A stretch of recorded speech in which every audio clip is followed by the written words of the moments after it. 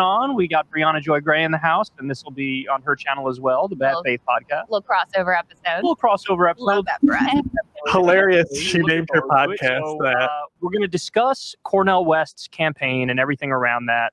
And I just want everybody in the audience to know, because I don't know if we've said this publicly before, that like he's been invited on multiple times and he just hasn't come on yet. And you know, this goes all the way back to when he launched. God, his hair is awful. He hasn't come on yet. You know, will he eventually? I don't know. It's better than it was before. Yeah, and we had him on before. We had him on before. Before he announced his campaign. I mean, we're going back to when the People's Party thing launched. Right. We invited him on all the way back then too, and just haven't heard back or anything. But I just don't want people to think we're debating Cornel West, but like Kyrstal and Kyle are refusing to talk to Cornel West. We'd love to talk to Cornel West. We want to have him. You know, we'd love to have him on at any point in time to discuss anything and everything.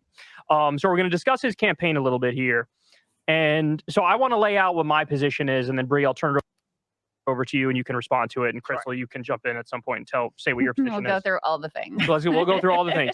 So here's my, first of all, in the Democratic primary, because I'm a registered Democrat in New York, I will be voting for Marianne Williamson. Very happy and proud to say that. I'm the chief Marianne Williamson bro out there. I'm leading the charge.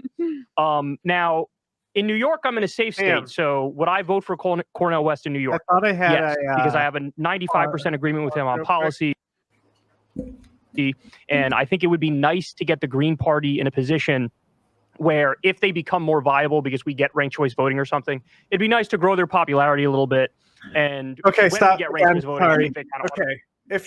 Look, the thing is that the United States system isn't set up for a Green Party.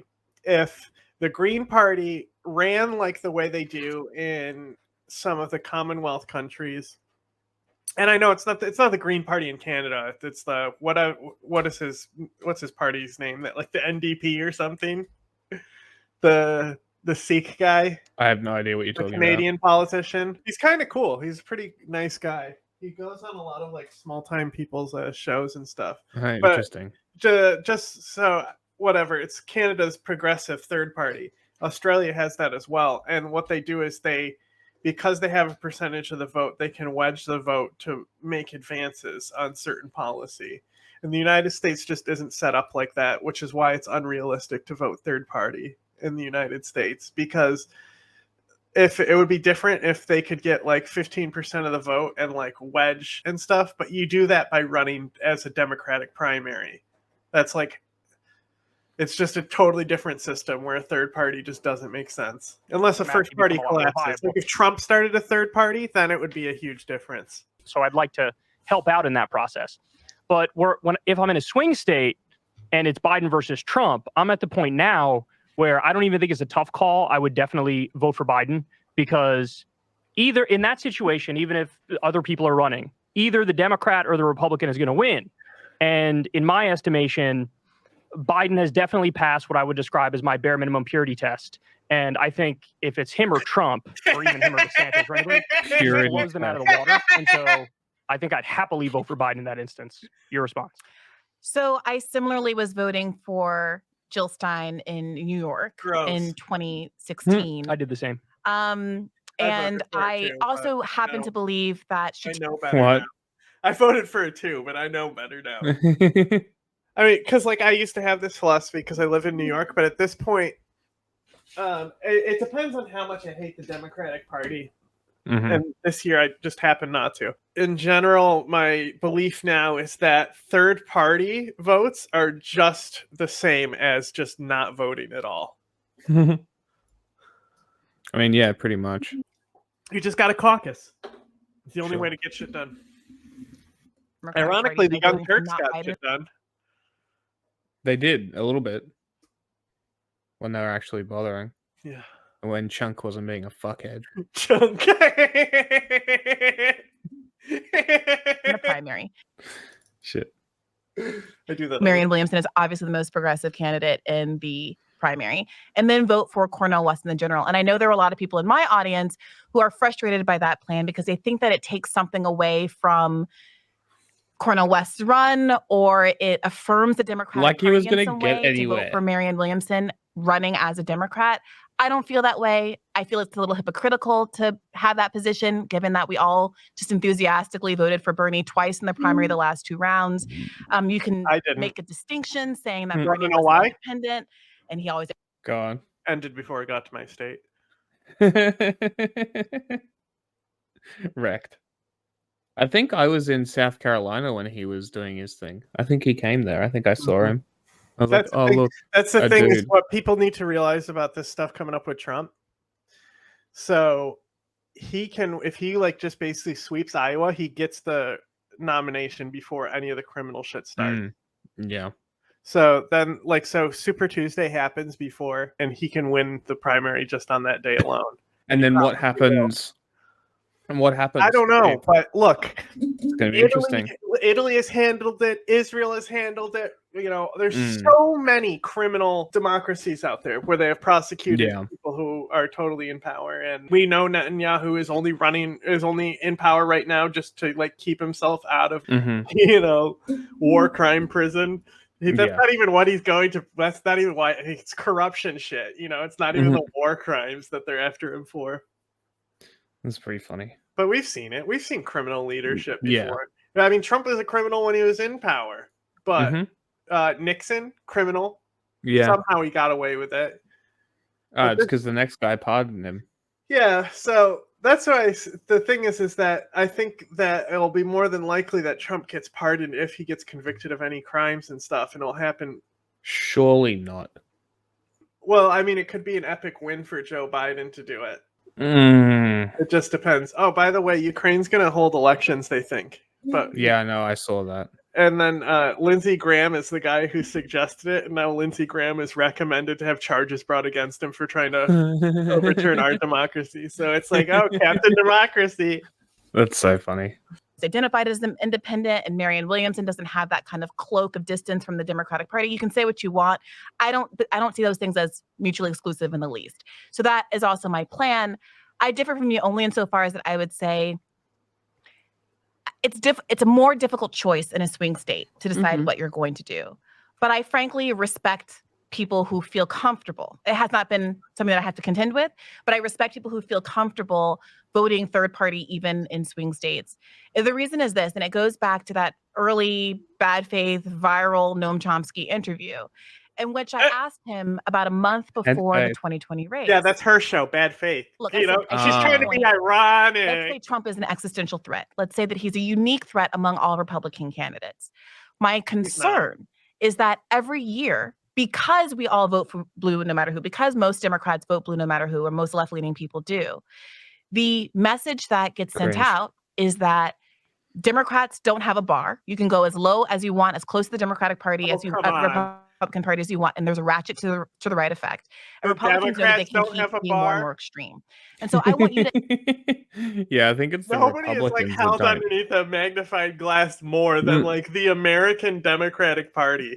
Like they're one of the most accountable fucking government parties. What you predict? Yeah.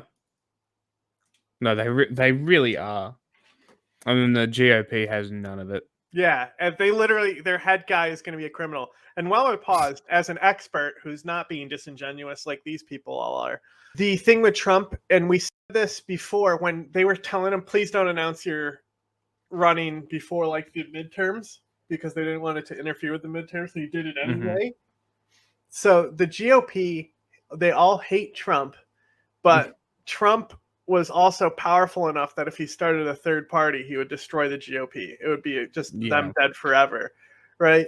So their agenda literally isn't to get Trump to win this election. So what would it be? Oh, they're also just want him out of the way. Right? Their big thing is literally that they want to take back the House and Senate to ban abortion nationwide.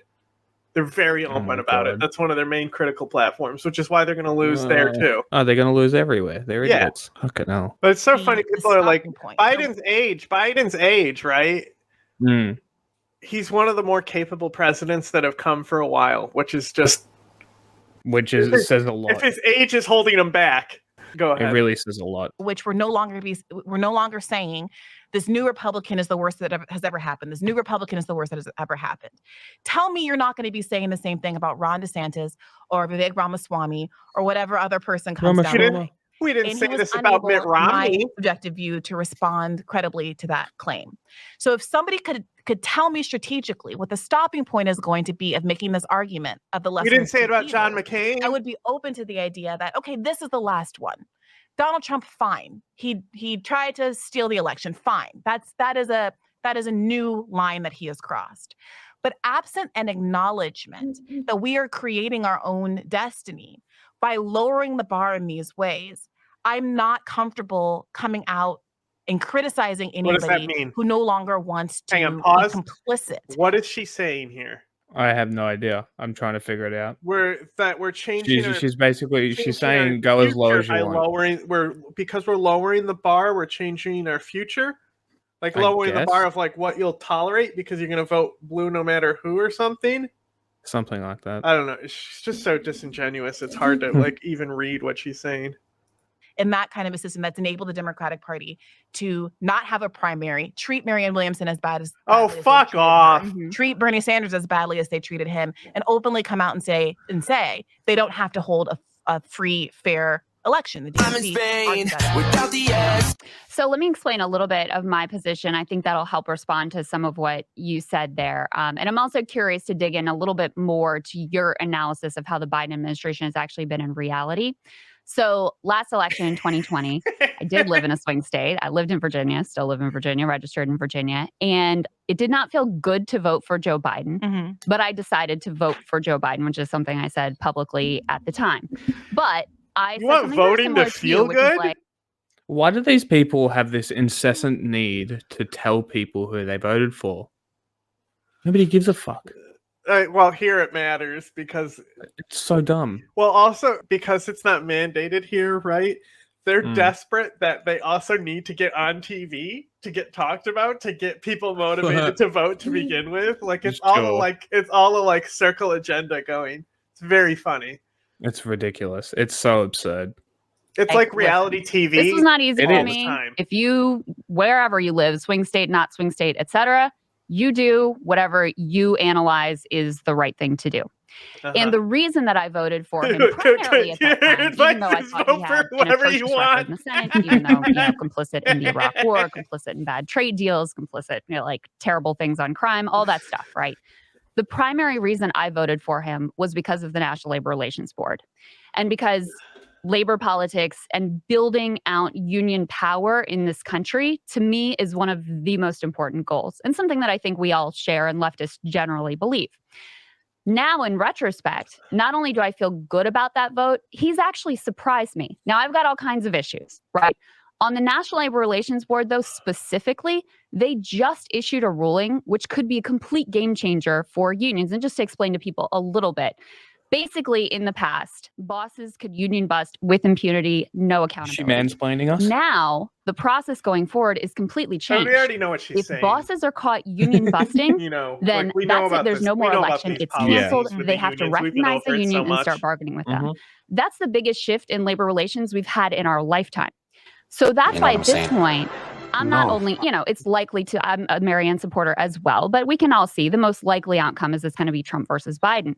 Not only would I say that protecting the Biden national overall enthusiasm, overall enthusiasm, yeah! I'm not going to shame them for whatever they decide to do, but I would actively encourage people woman. who are in a swing state to vote for Joe Biden if for no other reason than to protect that board. It's her job. So I think that's a perfectly defensible position. And I had this conversation on my podcast in the last episode, and there were people who would characterize that position as answer a question without talking about your podcast challenge. Being too credulous about Biden, or being too comfortable in one's own position in life and not needing enough change and being happy with the status quo. People will say things like that. I think actually that if your priority, if you believe the path to meaningful change is going to primarily come through a kind of, I don't say this dismissively, but a kind of labor incrementalism, meaning there are meaningful labor gains that happen, but are not the type of which would radically transform the system the way that some people want to happen in a shorter term. And the way that some people might argue watching this, I would have shortened both their sentences by so many words already. Like, we don't need and I don't mean this, blah, blah, blah. Shut the fuck up. Say your sentence, Like, just shut up.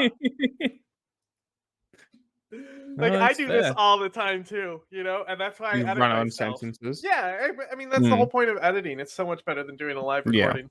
Yeah. Sanders represented his movement as the goal of being, then that's a defensible position. But I have to hold space for the reality that there are people for whom, even as significant as the labor gains are, it's simply What are you laughing at? her holding space for reality. That's literally just saying you're disingenuous, right? I mean, pretty much. Pretty much. I mean, she comes off as so fake.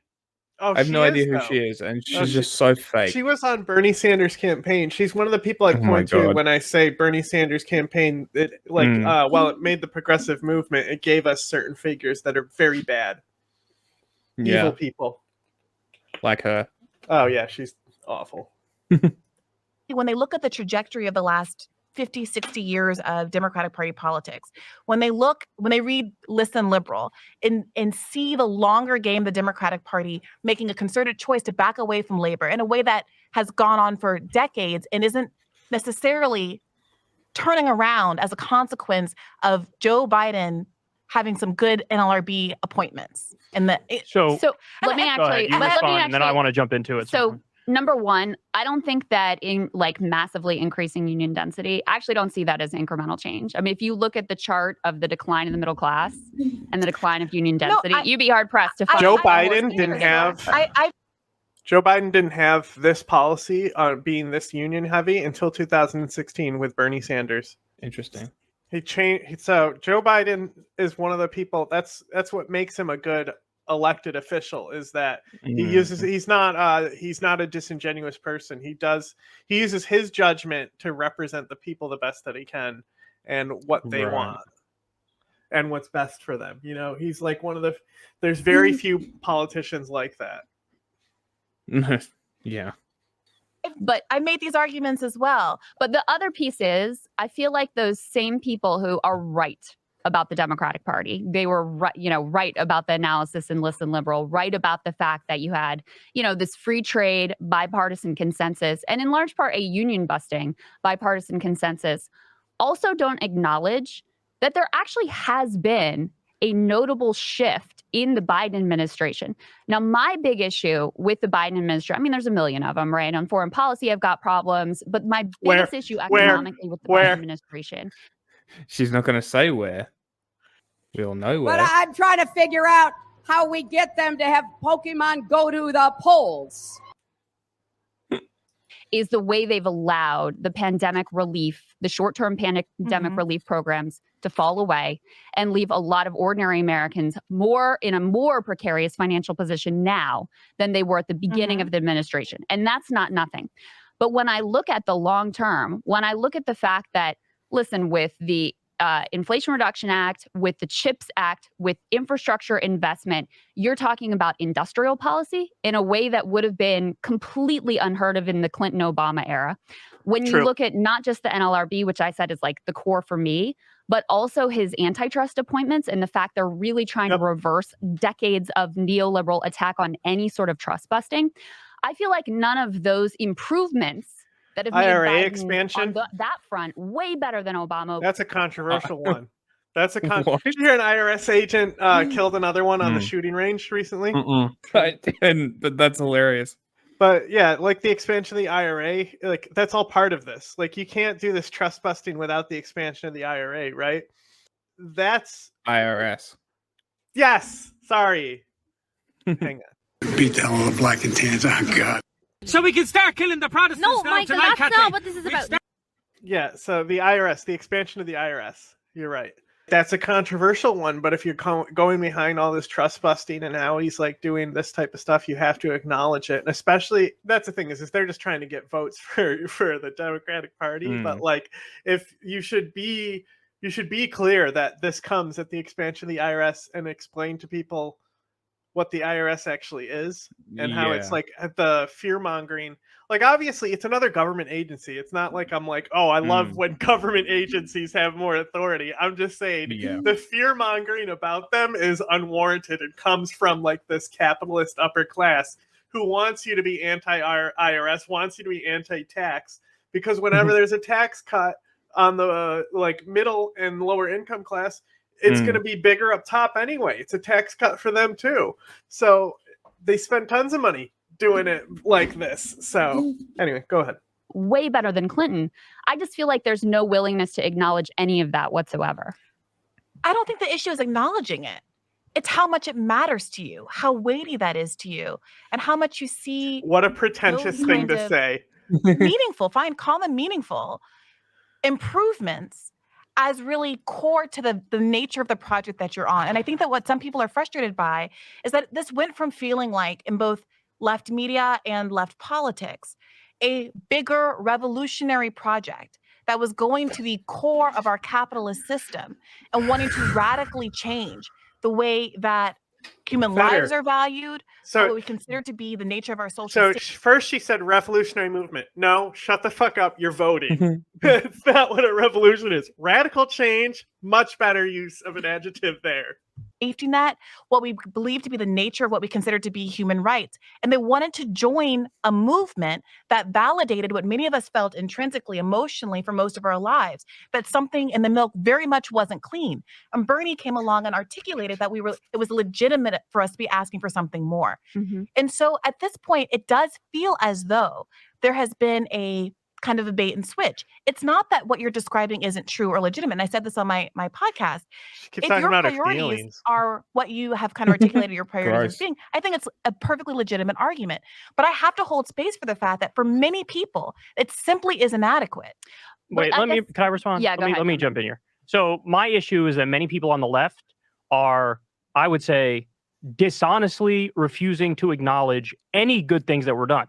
We could all on the left list, like, here's the 57 things we hate that Biden did. But when something good happens, I'm the only one talking about it, and then I get accused of being a DNC shill.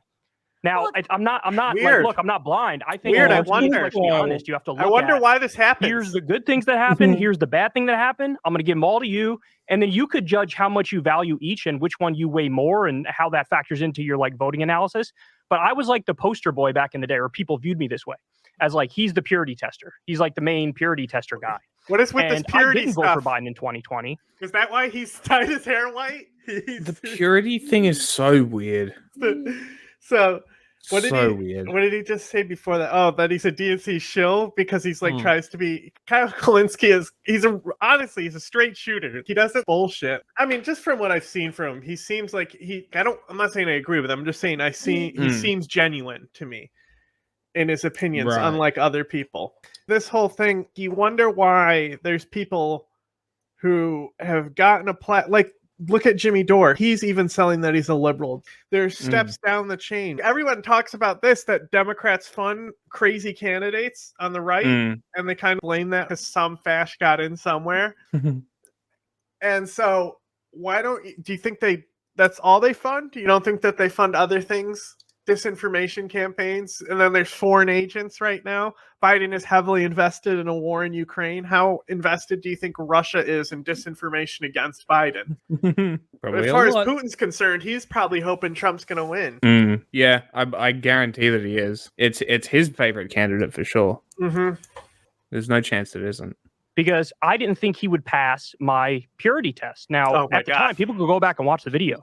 My purity test was super fucking lenient. It was like, if I'm convinced you're going to do like 2 or 3 of the things that I value highly, then I would vote for you. Because I know it's basically down to just the Democrat and the Republican, no matter how much we want to wish the Green Party or libertarians want to wish the Libertarian Party into existence. And so when I look at the record, again, I could list all the bad things, but you just mentioned the NLRB raising overtime pay, or you mentioned the thing where, they automatically recognize the union if the bosses try to bust it up. There's also the overtime pay rule where now it's not $33,000, it's about $55,000 a year, where now you get overtime pay. That's a huge, huge change. Student loan debt reduction, and even Biden coming back after the Supreme Court tried to slap it down, and he said, no, I'm going to try to do it through the Higher Education Act. Yeah, that was, Kyle's got another good point. Yes, that's bad. I agree with you on that. But that was fucking awesome. Do you remember that? No. So Biden's platform, one of the things that he's been trying to do is, and like Nina Turner tweeted today that Biden could just get rid of student debt anytime he wanted. Shut the fuck up, Nina. No, he can't. He can't. She doesn't shut the fuck up. I had to mute her because it kept coming up on my feed. I know, right? But she's so annoying. So the Supreme Court struck his thing down, but they already had a backup plan in place. They tried to give the Supreme Court the benefit of the doubt and gave them like the best and easiest option to begin with. Okay. And they already had the second one ready to go, rolling out, knowing the Supreme Court was more than likely going to strike it down. So they still got that debt forgiveness at the end of the day. Yeah. So they got something. Yeah. Broken clock is right twice a day. Mm-hmm. That is, all things considered, a step in the right direction. Pulling out of Afghanistan, he actually had the balls to do it, even when the media was shitting on him relentlessly. It was and bad. I didn't see anybody on the left coming into his defense at that point. A lot of people have. I was like the only fucking one. It was like me and Matt Iglesias. I definitely defended him. Okay, well then it's like 3 people. I didn't. Listen, I am the most al-Qeada one here. He pulls out of Afghanistan, and it gets messy because that's what happens when you pull out of wars. And all of a sudden, oh my god, it's the I thought that end of the world. So reductionist. I saw a lot of consensus. Good on you, because we almost resented and kind of were enjoying the extent to which he was getting, dogpiled by the mainstream media, and we were the only ones defending him. So I would quibble with that a little bit. But I didn't see much defending him. I really didn't. Kyle, what people are responding to, if I can offer this, was not on Afghanistan, the leftist brain rot, where it's the anti-war take. Obviously, we don't want to be at war in Afghanistan. Mm-hmm. What has come from the Americans withdrawing, though? The thing is that they want to get out of Afghanistan because they were not gaining anything there. Mm-hmm. That's at the end of the day the reason they got out. It wasn't because they cared about the lives or how many soldiers were dying or things like that. Well, they cared about how many soldiers were dying because that's like a cost ratio. Also, you've heard me say it before. It had to happen before a primary because he wasn't going to withdraw during the primary. That killed more people. That gave the Taliban more power. Pakistan enforced it, and then also they knew Ukraine was coming, and that's one of the main reasons they needed to pull all this shit out and like end all this drone surveillance, because they were moving all their resources to Ukraine because they knew it was coming. That makes sense. So that's probably why they did it so hastily too. I mean, I wanted the Afghan war to end too, but not like how it did. I had high hopes. I was saying Joe Biden is right. The Afghans have to fight for it, but I didn't expect them not. When I said, the Afghans have to fight for it, like they've already been fighting for it. I at least expected some fucking fire support like we do in fucking Iraq with the Kurds. Yeah. We gave them nothing. And then they had to fucking fight Pakistan. They stood no chance. Yeah. We sold them all out to the Taliban personally. Yep. Trump did. I hope they never forgive them. They fucked them over. But it is what it is. The idea that you are accurately describing advancements, good things that Joe Biden is doing. I think you could also say Obama did some good things. No, Biden is way better than Obama. Not even close. That's not the point I'm making. Okay. It's not that one is better than the other. You can also sit here and say Obama did good things. Now, the way you bristled at me saying that, I could say, why won't you just acknowledge that Obama did good things? The same way that you're saying that leftists won't acknowledge, they bristle when you acknowledge that Biden did good things. And it's because we have different standards and we're making different kinds of comparisons. But that's not my issue, because they're not even acknowledging the good things, is my point. I have a list of 47 things here, and I've heard nobody talk about any of them. God, I hate him. Let me get to the core of this point. The reason that people are frustrated with that kind of analysis is because it's been used for so long by liberals to justify why people shouldn't be asking for more. I'm not saying that that's what you're doing. But if you bring up something like student debt, when the consensus of all of the student experts that I've talked to on my podcast, people from the Debt Collective, the Asher Taylors of the world, the legal experts I've brought on, is that there was a path toward doing this, to canceling all student debt, that would not have been stymied by the Supreme Court. The same authority. This is exactly what I was talking about. Used to enact. There's a process. Jesus Christ. If you didn't, you can just go to school in Germany. They will pay you to go to school there. The United States just doesn't want you to fucking know that. Yeah, no shit. The president could become an absolute dictator and try really hard and then get impeached and fucking lose the election to a criminal. Yeah, guys. Smart idea. They're just, I hate her so much. To the student debt moratorium, which has been ongoing until beginning of this month for the last 3 years, was the same authority that he could have canceled all student debt with a stroke of a pen. He chose not to do that because he decided to means test the program. He circulated those documents. I got one in my inbox last August, I believe it was, to see if you qualify for student debt. It was a very easy form. But when he did that, that started the clock for people to be able to challenge it in court, which what 6 states did, 2 of them were successful, and now here we are today. Not only did he decline to do the unstoppable mechanism to actually cancel all students. It's not unstoppable. He additionally chose to use legal authority, which when many legal experts said was the most vulnerable one. So you're now saying, no, he could have used the Higher Education Act. Kyle. He did. He could have done that in the first instance. But he didn't, and now he tried it again through the Higher Education Act. The idea that it's a conspiracy, he doesn't want to actually cancel it. No, he appealed the case like 4 or 5 times. And then at the end of it, when the Supreme Court said, no, you can't do that, he said, fuck you, I can. And he did the Higher Education Act. That's exactly what we wanted him to do. Then he does it, and people go, oh, that's not good enough. And it's like, that's ridiculous. There, Kyle. What we wanted him to do was first and foremost, just cancel the student debt. I expected him to do nothing on student debt. This is the point I'm trying to get across to you, is that I expected nothing from Biden, and he did way more than I expected. Let's be honest about that. It's not about your expectations. We have different expectations. Of course I'm going to talk about it through my expectations. I'm me. But I want to pivot this conversation a little bit, because what we really have is a tactical disagreement. We could quibble about student loan debt. We could quibble about all kinds of aspects of the Biden administration. All of us would like him to do more. There's no doubt about that. But hold on a second. Our political aims are ultimately very similar. But I do think the student loan debt example is instructive, because it shows what has been effective in terms of securing real gains versus what has been ineffective. Jill Stein running in 2016, I don't think she was a spoiler, but the Democratic Party thinks she was a spoiler. They put that out to the public. So in the theory of change, where a third party would force all of this revolutionary change on the Democratic Party, that should have worked. But instead, it served to allow the Democratic Party to basically demonize and dismiss third party efforts, and then they prop up Joe Biden. So that definitely didn't work. However, the fact that Joe Biden had to be on a primary debate now we know Jill Stein has. Okay, hang on. Here's the thing about why any shit talking about Jill Stein is justified right here. Who's that? Look at all the names. Ah, cool. Michael Flynn is literally at this table. Very cool. Obviously, Putin is the big one, but Michael Flynn as well. Crazy. Jill Stein is a fucking agent. From that, it fucking looks like it. Whether she knows it or not. And that's the thing.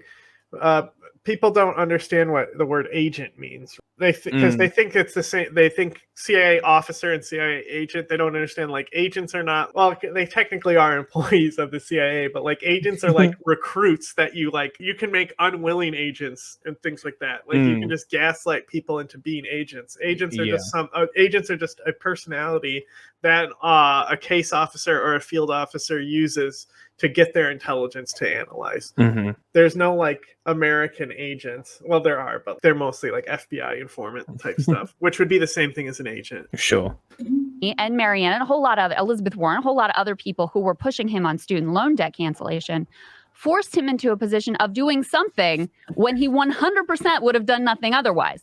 And we can see that now because, the fact that they've basically blocked any sort of real democratic price. Crazy. It almost seems like there's a process. Has made it possible for him to literally promise nothing for this next term thus far. So you can see how the third party effort was not successful in bringing about whatever revolutionary change people want to see. And the process. Crazy. You mean the woman who said that we need to look into 9/11 and make sure it's not an inside job didn't do well? Okay. Engaging in now was far more effective in actually delivering results. And that's what I'm focused on. So first of all, you, I think, are both fundamentally dramatically overestimating and overstating and giving way too much credit in that you can make your labor point, the student debt point, absolutely not.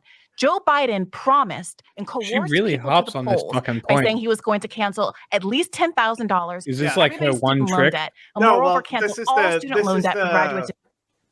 I think this is one of their hinge points, is because they knew it wasn't going to happen, right? because obviously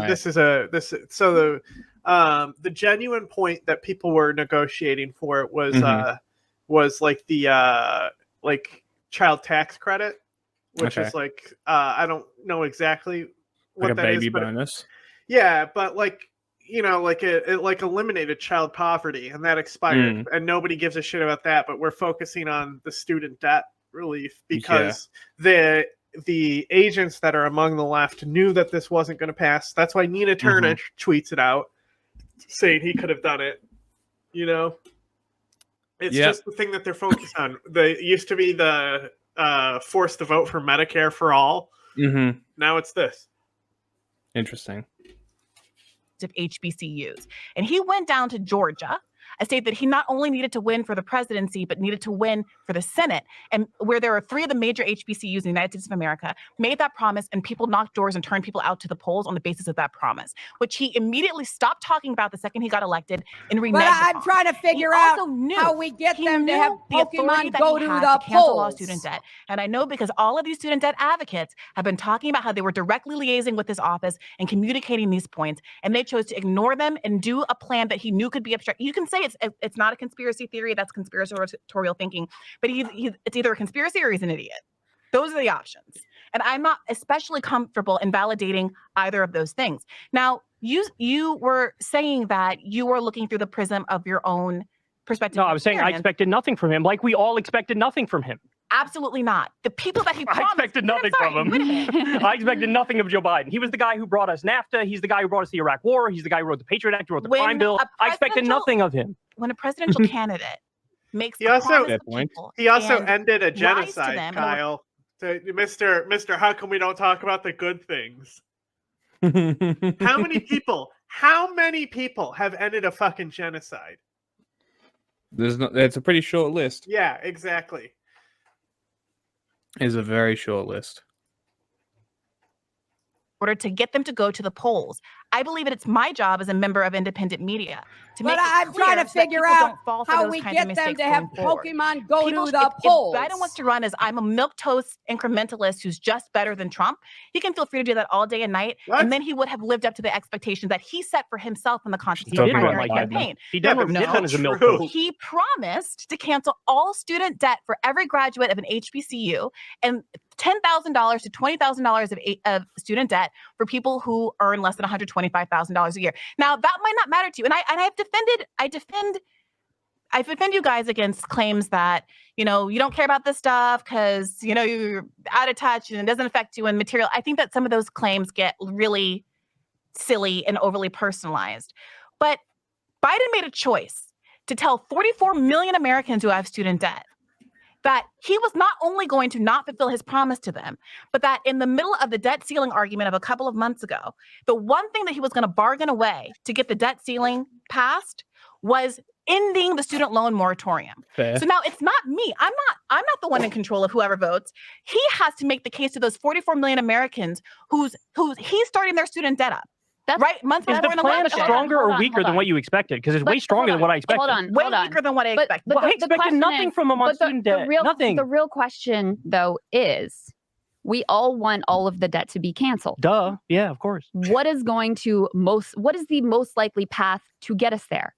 It's not Joe Biden, obviously. Hold on. But I don't see how Cornel West getting 5% of the vote and unintentionally helping to reelect Trump. That doesn't get us there at all. Let's get into that. What was that about being realistic earlier? Primary. Realistic. Don't be silly. Literally, Joe Biden is the default win. You should be leveraging, and it's not like you can still do what she's doing and leverage to get more from him. Yeah. Contender actually able face to face to pressure him. We have seen the way that can potentially work. Those are mutually exclusive. So why is that an argument against Cornel West? It doesn't have to be exclusive, but do you think that the project of defeating Trump is worthwhile at all? Because I would turn back on you. You asked the question, like, where's the bottom of the lesser evil question? Like, where does that end? I would turn it back on you and say, where does it become not just a lesser evil, but like, actually, this person is significantly better. And I would say that Biden for my disappointments with him, for all of the things that I talk about plenty, including disappointments on student loan debt, including on the pandemic relief. Debate, right? Like you're choosing between like the guy who's literally on trial for trying to end our democracy. It's the Heritage Foundation. They got the bell. Yeah. They came out with their plans for 2025, and it's literally like do whatever we can to destroy the government. Basically, it's just the craziest shit. That's wild. What the fuck? Yeah. Where do these people come from? Money. Crazy. Because you have to think about it. The only thing keeping capitalists from maximum exploitation is the government, right? Yeah. Anarcho-capitalism is going to benefit all the billionaires more than anyone else. Yeah. No, it really will. It's just a matter of time. We'll see what happens. That I talked about, including on the railways, all these things, right? Ukraine. At what point, though, do you acknowledge that this person is a lot better than Donald Trump? And so when you're in this binary choice where let's not pretend like Cornel West is going to be president of the United States, it is worth making the choice in that situation to reelect Joe Biden and get the NLRB and get the antitrust stuff and get what is at hand to be gotten in this moment and live to fight another day. So for one, Kyrstal, somebody might say, and people did make this exact argument against Bernie Sanders. Fine, he's on the stage, but I'm not going to vote for him. I'm not going to weaken the person who's ultimately obviously going to be the president of the United States. Why not vote for Biden in the primaries? Why? And you're wrinkling your brow because it's a ridiculous argument. I completely agree. I don't see the argument for Marianne and against Cornel West. They have nothing to do with each other. You can vote for Marianne in a primary. You can be happy that she's on the debate stage, which obviously they aren't allowing, which is material to this argument, I've got to say. Christ. Some people, you're saying, what is the Green Party going to do? The Democratic Party has demonstrated that it won't host a free and fair and open primary. Wait, I get that. What but how does Cornel West getting 5% of the vote and helping unintentionally to re-elect Trump? When has the incumbent ever had a fucking primary? When is, I would love it. I really would if the incumbent had to be primary to have re-election. That would be fucking great. But it doesn't happen. Why are we pretending and entertaining this fucking idea? Because it just doesn't happen. Well, I don't understand how people can just listen to this shit. Come on. It's brain death. If you're that politically engaged to be listening to this type of stuff, you would think you would be figuring out the process. You would think so, wouldn't you? But apparently not. I don't even like the process, and I like, you have to understand it to get around it and break it. Yeah, I mean, that's a pretty basic thing. How does that move us towards our goals? So 2 things. One, you said this in the now viral clip that just framing Cornel West as the spoiler, looking at those polls. In those polls that you referenced, Biden is losing in both of them, with or without Cornel West in the race. Now, Cornel West makes it worse. Cornel West makes it incremental worse. I just want to clarify one thing.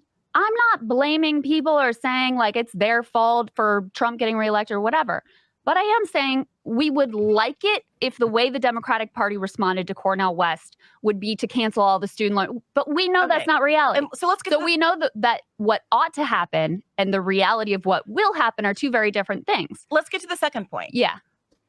You framed the 2016 votes for Jill Stein and the reaction of the Democratic Party subsequently as evidence that a concerted movement effort to withhold one's votes has been proven ineffective. It is obviously the case, Kyrstal, that there was not a concerted effort in 2016 or any kind of structural movement to withhold one's vote for Hillary Clinton in favor of Jill Stein. It was just a bunch of us angry Bernie bros. A very small I'm number, trying to by the way, figure out we all how know we get them to have Bernie go to Sanders the voters in polls. 2016 bent the knee and voted for Hillary Clinton, and Hillary Clinton voters in 2008 bent the knee and voted for Barack Obama. We all know these statistics. We've been saying them back at neoliberals for the last 5, 6, whatever years. That being said, there was no argument to control the media narrative and present an opportunity for actual leverage and change. So there wasn't like a group, there was no spokesperson, there was no politician, there was no left media that was saying, here, I have a organized movement, an organized group of people who are willing to actually change their mind and vote for the Democratic nominee in exchange for various concessions. That didn't exist. And I'm, by the way, not advocating for it. I know that some of my friends like Nathan Robinson have said that Cornel West should do exactly that, say that he'd be willing to drop out in exchange for various concessions. That's not how, we're not fucking Canada. I don't think she understands. Like there's benefits to this, but like at the end of the day, this type of system would just mean that it's more ruled by the Senate. Mm-hmm.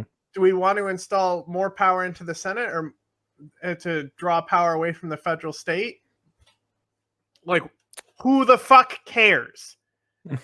Like, maybe. Like, I personally think we should abolish the Senate, just keep the House, and then also I think that you should vote for cabinet positions in the federal government.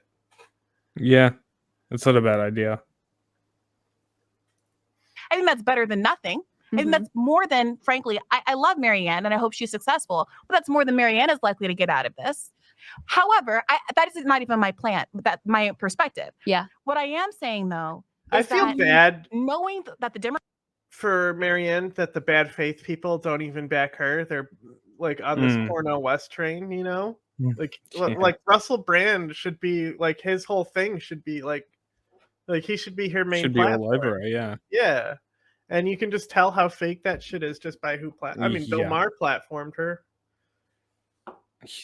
Yeah, what does that say? That I think he'll that he's not and she is. He'll platform anyone. I'd like to see Joe Rogan do it though. But I think Joe Rogan is moved too far right. Like he hosted Bernie once upon a time, but I think he's too far right now. Maybe if enough heat comes on her and people want it, he'll do it. Yeah, that's the thing. I mean, he immediately got the fucking rich man north of Richmond.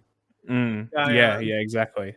Democratic Party is fundamentally not willing to be fair. They're willing to rig the election. They're willing to change the order of the states. Whoa. They are willing to completely block Marianne out of the media. Well, so now we're selling that the Democrats are stealing elections and cheaters. Interesting.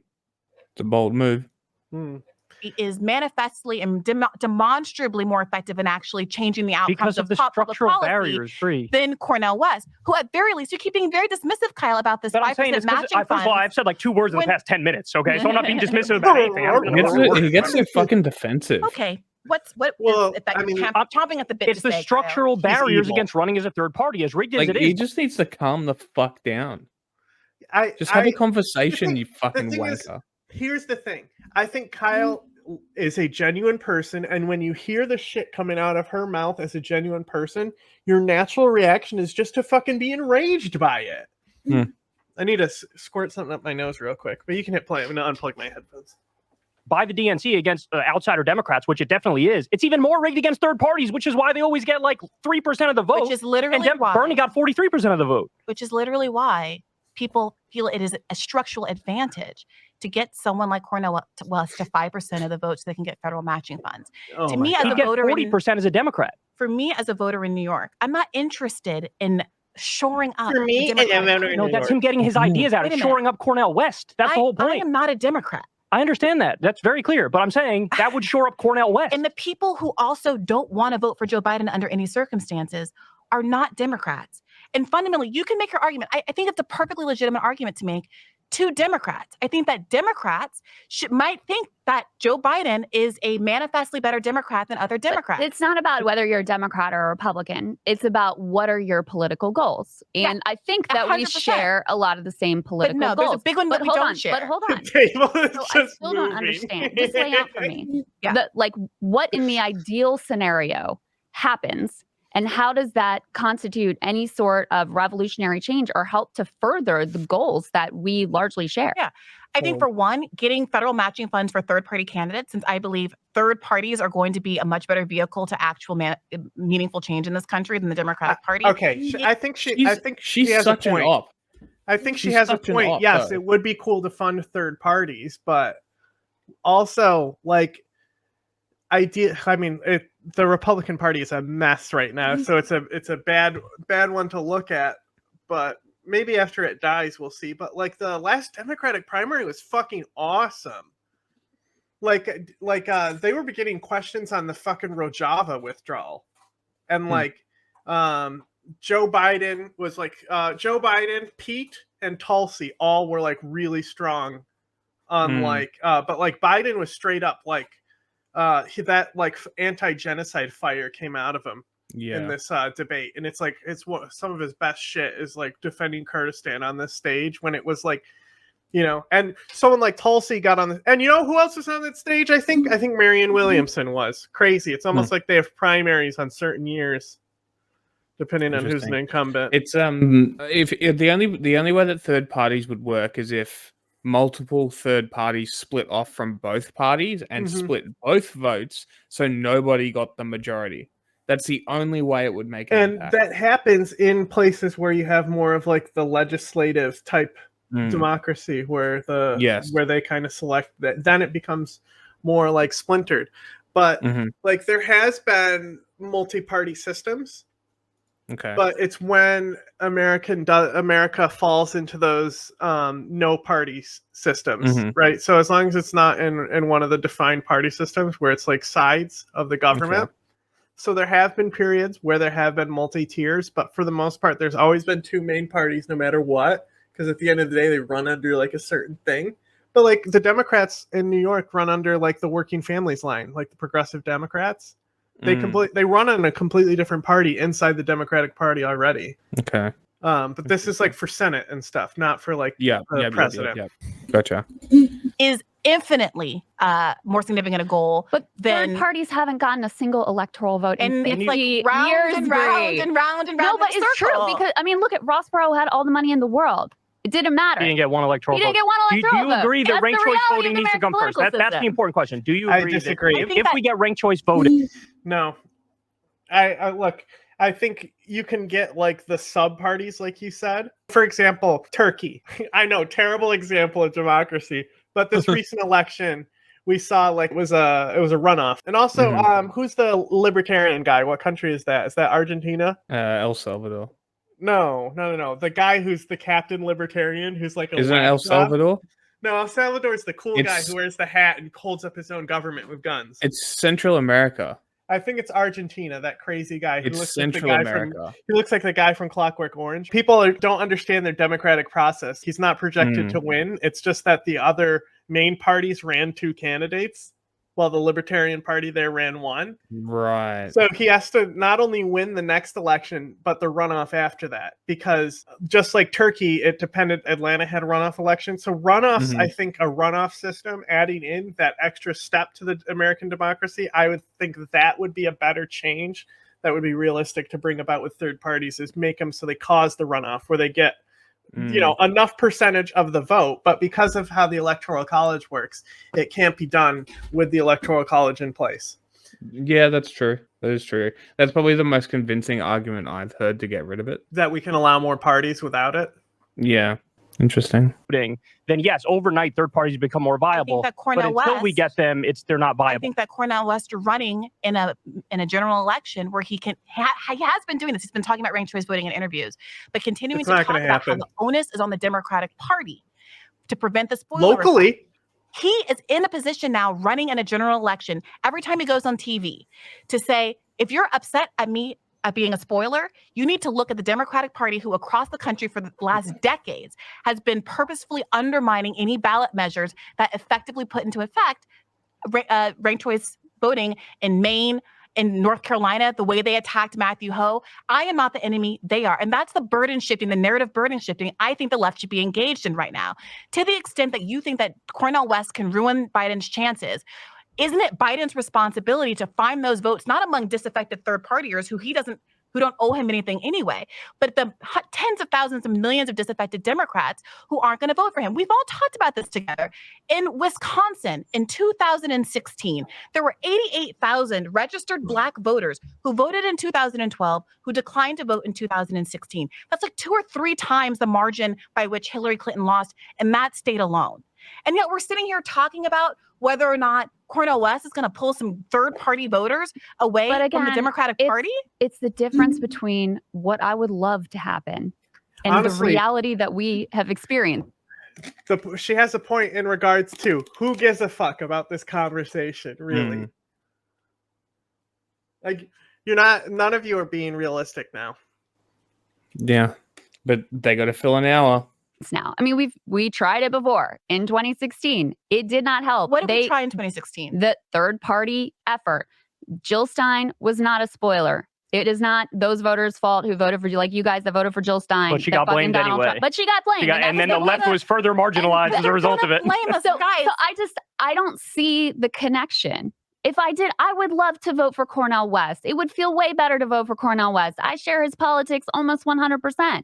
But I don't see the connection between voting for Cornel West and achieving any of the aims. And I see a much more direct connection between protecting the Biden National Labor Relations Board and allowing this little budding, exciting, amazing, potentially transformational labor movement to actually grow.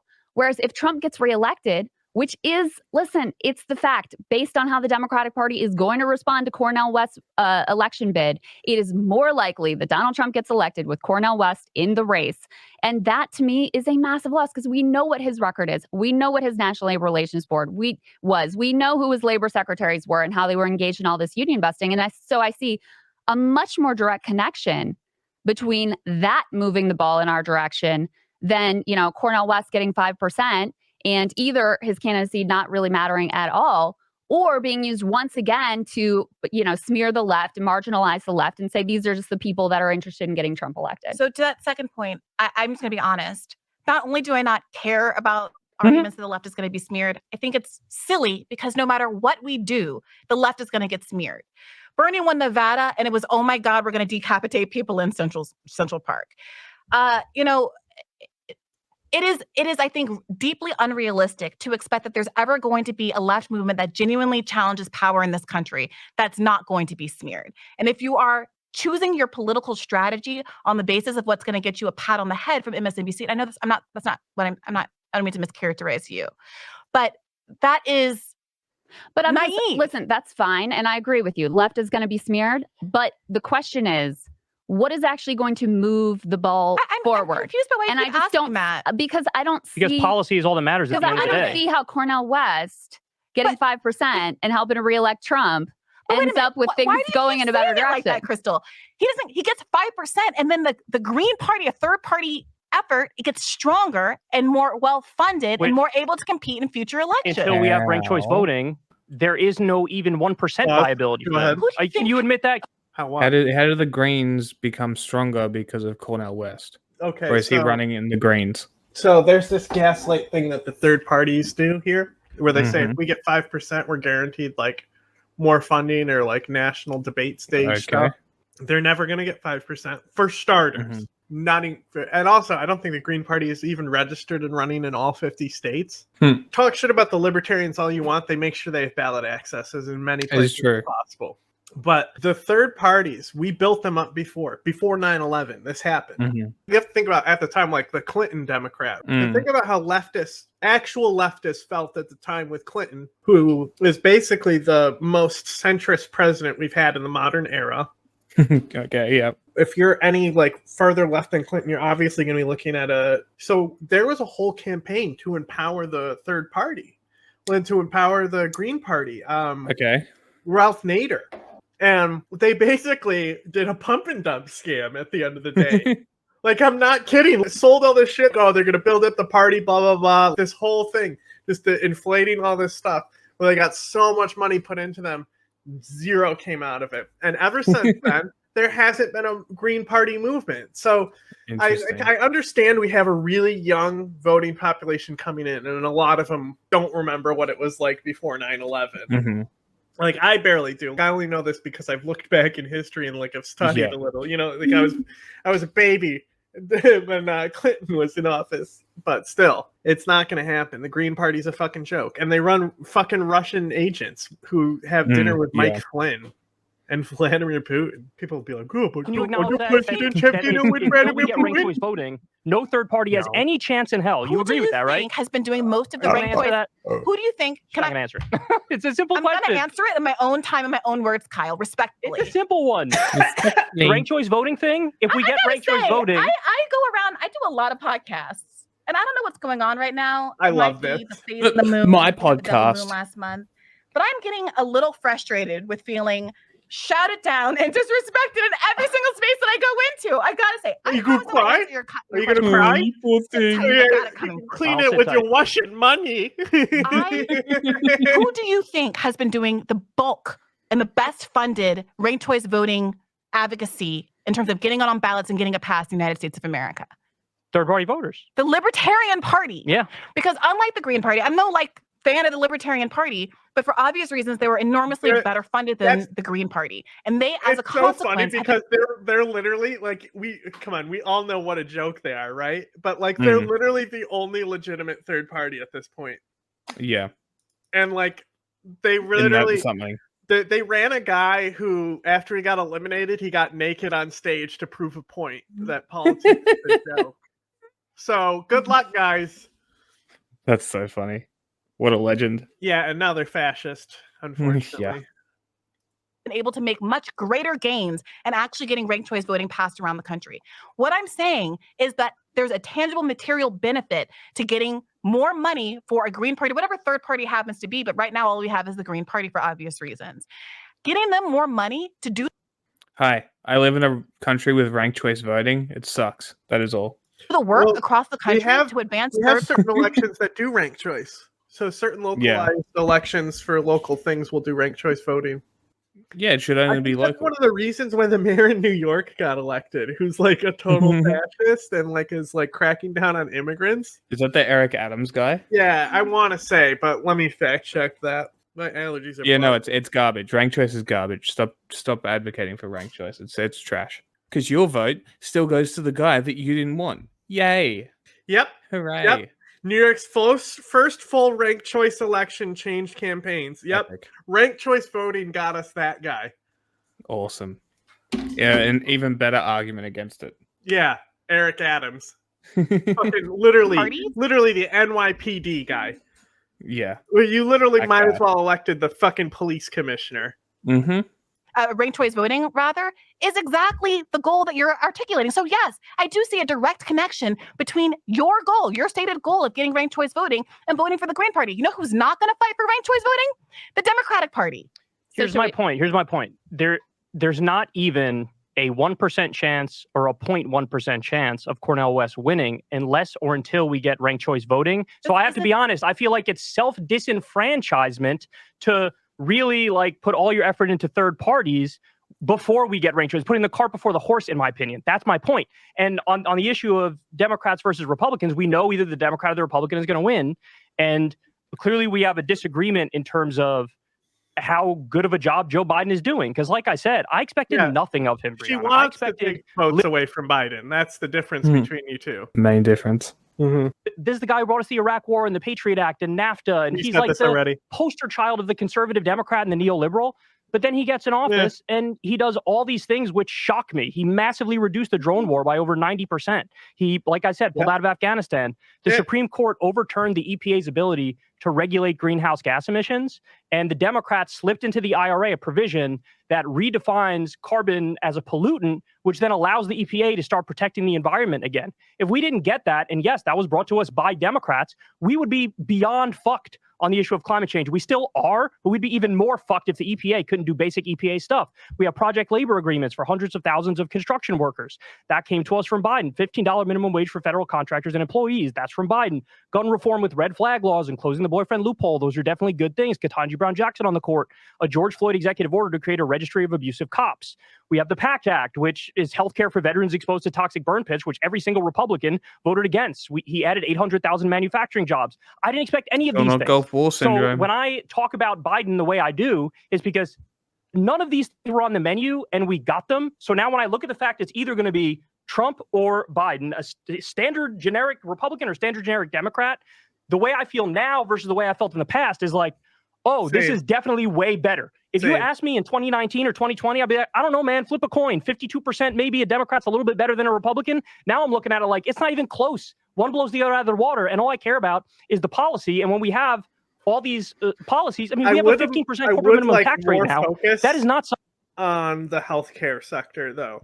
So that's kind of how I feel like with Marianne Williamson when she's running. It's like we already are getting all of this platform she's advocating for with Biden, except for that. That's one of her main sticking things that she has, even though she's not a genuine candidate, but still, that was Bernie's thing too, is the getting healthcare for all Americans. Yeah.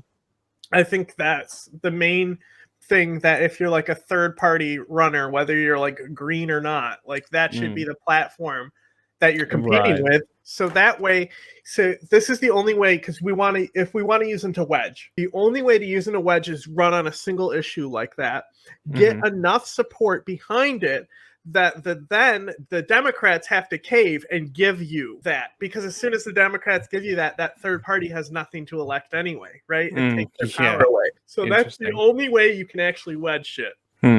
Good luck. Yeah. Something we had previously, you'd have corporations paying nothing in taxes, or they'd even get a negative tax rate, which is a subsidy effectively from the taxpayers. These things are not nothing. We have a 1% tax on stock buybacks. They're cracking down on wealthy tax cheats. All these things are very good. They're objectively good. So do you agree that Biden is better than what we expected on the left?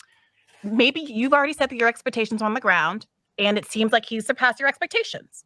He has not surpassed mine. I don't know what you want me to say. But he's not better than what you thought? No, that's honest he's not question. better than what I thought he would. Really? No. You expected to be better than I did, for sure. I expected him to... Well, I didn't really expect him to fulfill his campaign promises, but I'm not going to pat him on the back when he so flagrantly lied about them. No. Let me ask you related. Showing again that she's disingenuous right there. How? Let's go back and look at her chemistry. Like, her whole point is that she's like, oh, it wasn't what I expected. They're trying to challenge her on, did you really expect something more than nothing? You really expected the government to do something, is what they're challenging her on. And you can see she's losing ground. This, and honestly, it's saying that she's stupid is so incorrect, because her vocabulary alone shows that she's definitely someone who's very Ivy League type brain. Right. She's a plotter. She's thinking. Go ahead and hit. He has not surpassed mine. I don't know what you want me to say. But he's not better than what you thought? No, that's honest he's not question. better than what I thought he really? would. No. You expected to be better than I did, for sure. I expected him to... Well, I didn't really expect him to fulfill his campaign promises, but I'm not going to pat him on the back Leave it away. So flagrantly lied about them. No. But let me ask you a related but different question. I mean, how do you assess the difference between a Trump and a Biden? Acknowledging that, I mean, I think you would acknowledge it's not, Cornel West is not going to be president. I'm going to be honest with you. If it's about convincing me how Briahna Joy Gray is going to vote, Briahna Joy Gray lives in D.C., is constructively disenfranchised, and Briahna Joy Gray also is sympathetic to accelerationist arguments. So I'm not afraid of Trump. I am not going to. I will never for the rest of my life. I don't care if I live in Pennsylvania. I'm so glad she came out and just said it like that, right? Because I was like, she wants Trump to win. Yeah, it will collapse. It will help collapse the government. Yeah, she did kind of give it away. Oops. That's not who I am. That's not who I was raised. That's just me. And I recognize that I am radical. I recognize I'm not telling anybody to be like me, but that's who I am. So, but just to get back to the question, I mean, do you acknowledge that Biden is better than Trump? I genuinely want to know, how do you assess? Do you see they're roughly the same? I think it depends on what metric they're using. There are people who will take everything that you just said and say, if Biden escalating in Ukraine the way he has been doing, missiles going off deeper, closer to Russia, that are Western in origin, and the doomsday clock ticking down on World War III the way it has been done, cancels out all of the meaningful gains.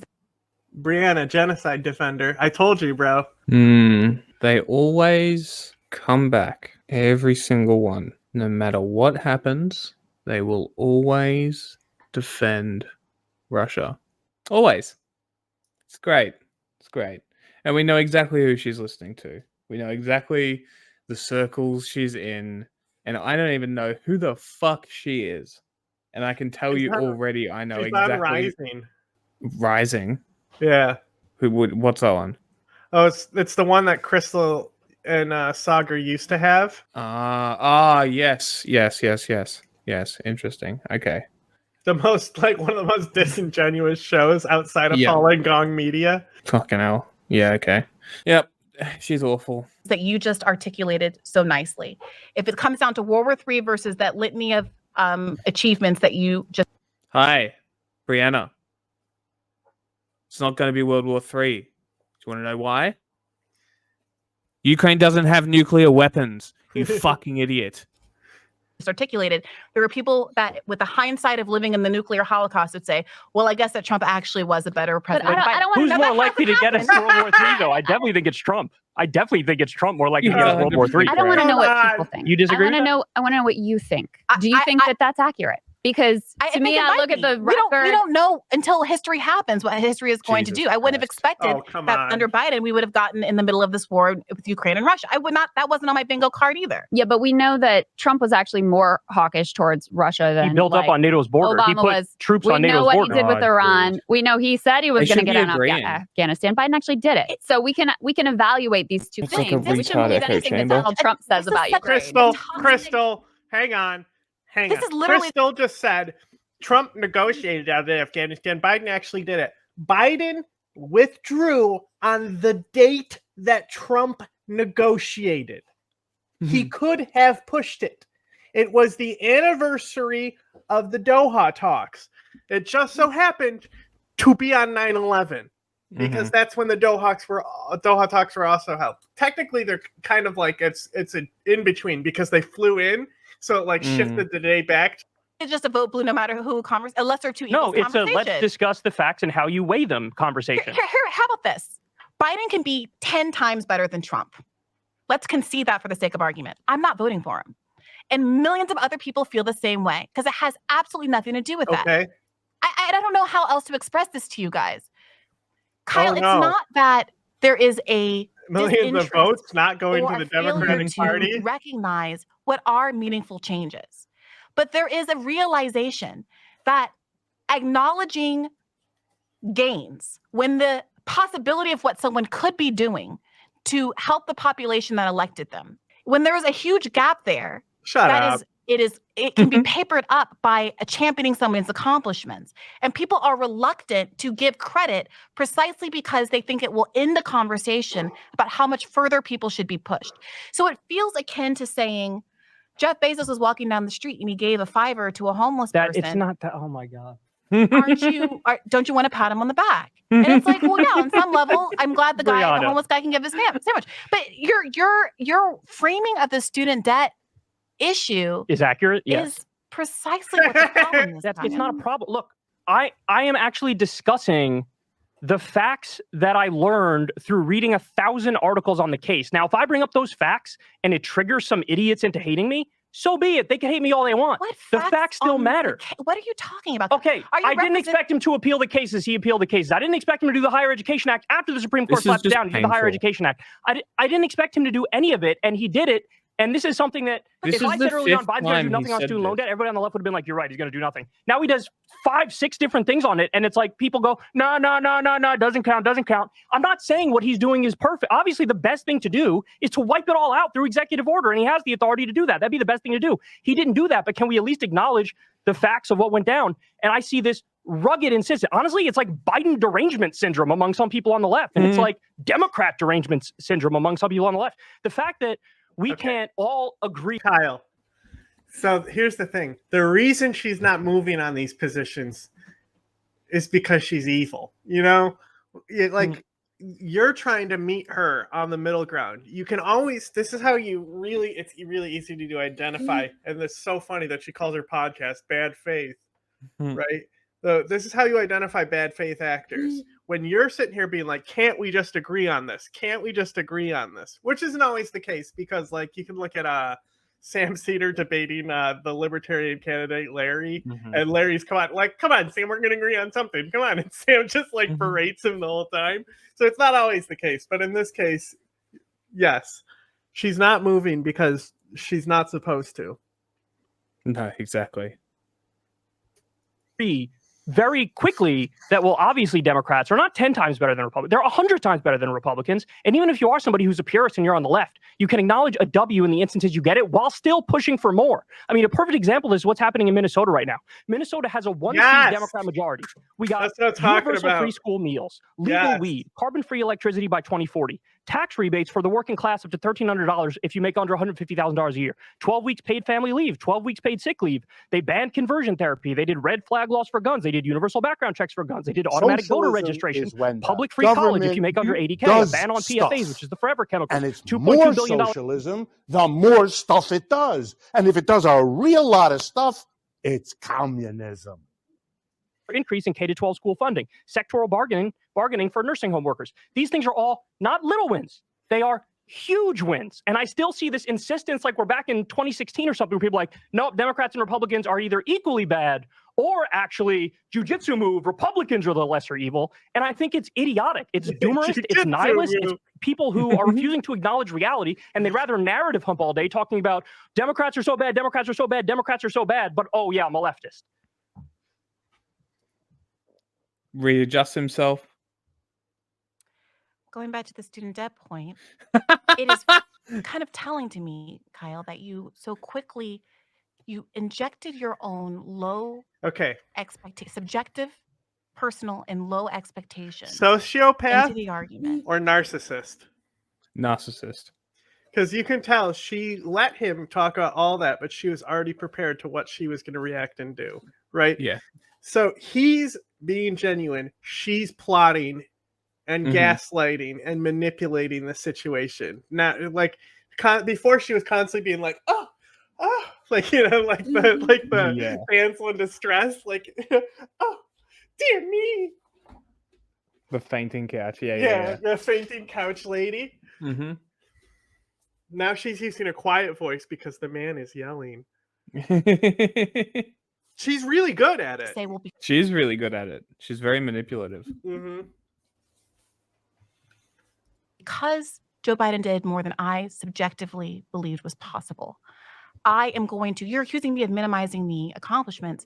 I think that you might be minimizing his failures and the extent to which he knowingly, it seems, we're getting a development. The conversation is going somewhere. Willing to do, and in fact, dramatically underachieved his campaign promises. And for you, that might be a hop, skip, and a jump. Okay, but he did more than I expect. You're setting your expectations lower than the expectations that he set for the American public. And I completely respect and appreciate that that doesn't bother you as much as it bothers me. I don't know if it's because I have experienced six-figure student debt. I don't know your life. I'm not trying to make any presumptions about it. I don't know if it's because I had certain kind of life experiences, or that other people who kind of share my view have these kind of life experiences. But for millions of us, 44 million, in fact, that kind of bait and switch is unforgivable when you recognize, as you have both recognized, that it was in his power to sign an executive order to deliver overwhelmingly for the people whose votes he needs right now. Interesting. So the argument is not with me. So hang on. I just want to point out. So they both have ceded on. So like he gave her at that point asking for the compromise, and then she also has ceded to it, saying that he's obviously above her expectations, but then transferred it down to the minimizing failures, right? Like came up with that on the fly. But this pivot is very interesting because they both have got something out of this, right? They both have ceded on a point to each other. And so the advanced thinking that she's like doing here to display and manipulate the conversation is something else. It is very interesting to watch her do it. And I don't think they've picked up on it either. Nobody does. No, it's very interesting. Is with the millions of Americans who feel betrayed by Joe Biden and his campaign promises. If we have a contract agreement for you to fix the hole in my roof and I give you $100, and you come into my house and instead you restage my living room and it looks beautiful, that simply wasn't the agreement. Oh, come on. So I am fine. I'm happy to acknowledge that's the analogy. It's gorgeous. I love the floral arrangements, but that's not what we bargained for. Wouldn't it be he didn't fix the hole only partially? That would be what it would be, but she doesn't know that. He fixed the hole, but it wasn't waterproof. And then did all the flowers. Yeah, because he gave you a bunch of extra shit. Okay, I see what she's trying to imply. She's like, he didn't fix the hole that I have and like that. Okay, I see. Yeah, pretty much. fire is to push the Democratic Party left. You have to, Chris Hedges says this all the time, it's a politics of fear. If you are more afraid of electing Trump than the Democratic Party is, you are never going to be able to exert any leverage on them at all. And I understand that's a risky position. I understand Trump getting reelected is scary. I understand that there are meaningful ways in which he's hurt real people in real ways. I understand all of that. No, and we just have a difference of opinion about what the priorities are. You said in that viral clip, Kyrstal, if your priority is reelecting the Democratic Party, then X, Y, and Z. And I think that was good that you said that because you articulated what the priority is for you. No, that is not the priority for me. The policy is the priority for me, Brie. And I think you know that. Then I think it's disingenuous to say otherwise. Yes, let me just say though, is it worth? I mean, I think you care a lot about the labor movement, right? Sure. So is it worth letting that baby be smothered in the crib in order to I mean, that's the piece that I don't understand. I understand all of your critique of Joe Biden. I think it's reasonable. Okay. I actually am not as strong as Kyle in terms of the intentions on the student loan debt. More of a Biden bro than she is, for sure. And she gets accused of being a bigger one than me, but that's a side point. I understand your critiques of Joe Biden very well. Many of them, if not all of them, she's I doing basically the mom share. voice now. What I don't understand is just simply a tactical question of how focusing on a third party effort gets us towards the goals that we share. That's the piece that, to me, recent history proves it has the complete opposite effect.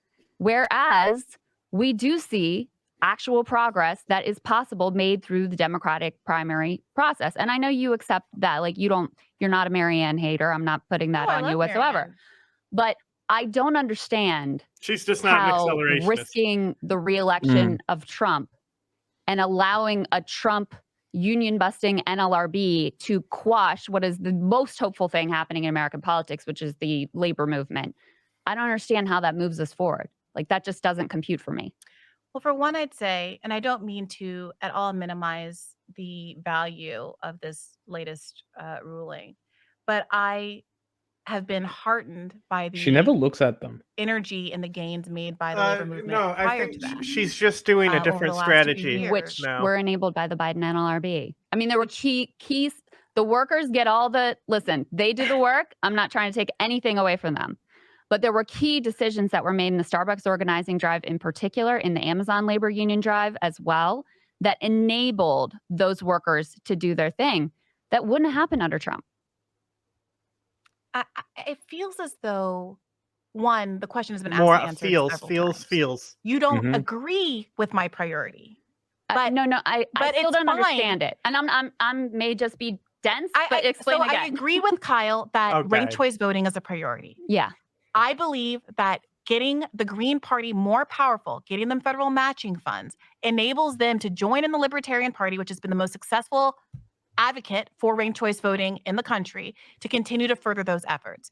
My vote for Joe Biden does nothing to advance what I think will be the ultimate path toward left victory in the United States, which is getting rid of the corporate duopoly. I don't see voting for Joe Biden as advancing that core effort at all. So ranked choice voting is kind of like corporate duopoly. I'm just trying to understand. Is like the end all be all. That's the number one priority. And so you would actually support the Libertarian Party. Well, she's talking about the Democratic Party, and Republican Party. They're saying they're like corporate politicians. You know, it's a phrase that we use. But the thing is that the only way to do that is, like, honestly, right now, you have to collapse the Republican Party. If you want to get rid of the current duopoly, and it's eventually just going to settle into a duopoly again, because that's how our system is set up. Yes. But an accelerationist of any kind is going to see about bringing about the downfall of the government to rebuild it. You know, the lives lost in doing so doesn't matter to them, because their greater goal of utopian society is all they care about. And especially does the lives lost especially don't matter when they're fascist. Yeah. Left or right. Party, whatever, if that it advanced that goal. And that's the priority over everything else. I'm just trying to understand. Would I personally support an effort by any of those parties to advance ranked choice voting? Yeah, of course. No, but would you support those parties? Like, because ranked choice voting is so important. Why would I when I could vote for the Green Party that actually shares my ideals as well? Well, I'm just trying to understand where your priorities lie. Is it like you're basically a single issue voter and it's ranked choice voting? Well, it's not a single issue. It's breaking the corporate duopoly. That's it. This is the fundamental issue. I think that for many people, they are very wary of validating what they see as a two-headed snake. And this comes back to your concern, Kyle, about people not willing to acknowledge these successes. I think that we all understand that there is a way that the two corporate parties play off of each other. Democrats get to keep lowering the bar because the Republicans are worse. They both play these culture war games back and forth with each other, where at the end of the day, we're told we had to go vote for Democrats because gay rights and trans rights and black rights and immigrant rights. Okay, this whole lowering the bar shit. Clinton got impeached for a blowjob, right? They're trying to now impeach Joe Biden because his son like smoked crack or something, you know? Like they're trying really hard. Like, I don't know if you know about this, but there's like the fascist sect in the Republican Party. Like they're trying to push the Speaker McCarthy to impeach Biden for something else. Right, so to prevent a government shutdown. So they're literally sidelining their own party, and it's hilarious. And credit to Sam Cedar, he'll point stuff like this out. I didn't know that. That's it's really funny. Yeah, it's typical. It's what you'd expect, really. Because you remember the Speaker vote, there was like the MAGA Republicans. Like you remember they almost fought Matt Gaetz. Yeah, It almost became like, well, it's funny because the Republicans are running on this whole thing about how we're a third world government. But like, where do we see fights in government? Like the Balkans, Armenia. You know. Like, yeah. Rights, and all of these rights are on the line. And I said this in 2020 as well. It's not that those arguments aren't true. The question is, how do we ever disentangle ourselves from that? Because it's always going to be the case that some worser thing is coming down the pike precisely because we've enabled that to be the case. And many people, I don't feel quite this way, but many people feel as though there is an energy suck that happens with even paying attention and voting in these general elections. I think that your points about what's happened on the state level in Minnesota, et cetera, are much stronger. I know that, for example, Sabby Sabs is always making the case that, don't forgo electoral politics, focus more on what's happening on the local level. And I think that is a perfectly reasonable argument to make as well.